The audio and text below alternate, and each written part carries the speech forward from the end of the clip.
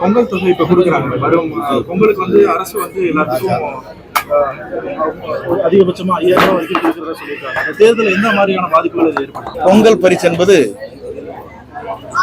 ஒரு அரசு மக்களுடைய மனநிலையை புரிந்து கொண்டு செயலாக்குவது ஒரு அரசுடைய கடமை.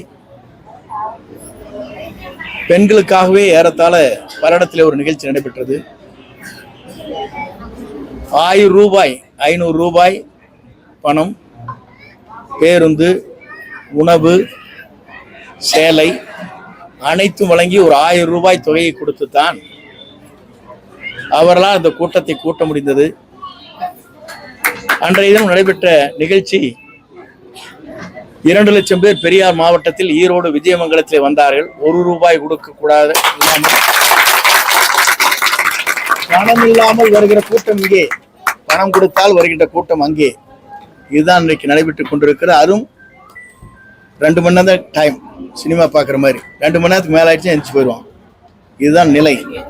ஆனால் இங்கே ஆர்ப்பரித்து வருகிற கூட்டம் பணத்தை பற்றி கவலைப்படவில்லை.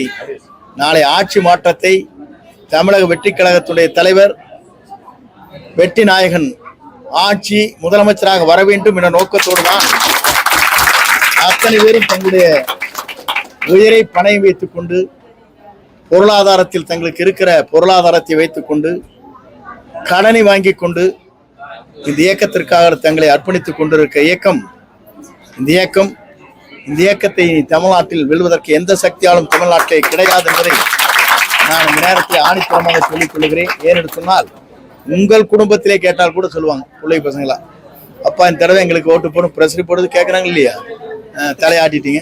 ஆகவே வெற்றி நமதுதான். அது சொல்ல ஆளும் கட்சியை பற்றி நான் சொல்லவே இல்லை.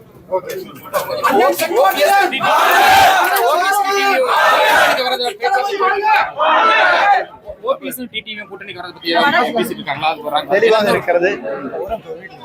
எவ்வளவுதான் எடப்பாடியார் அழைத்தாலும் அழைக்க வாய்ப்பில்லை. மணலை வேறு, இன்றைய நிலை வேறு. அதை மற்றவர்கள் புரிந்து கொண்டால் சரி. முன்னாள் அமைச்சர் எத்தனை பேர் வருவாங்க?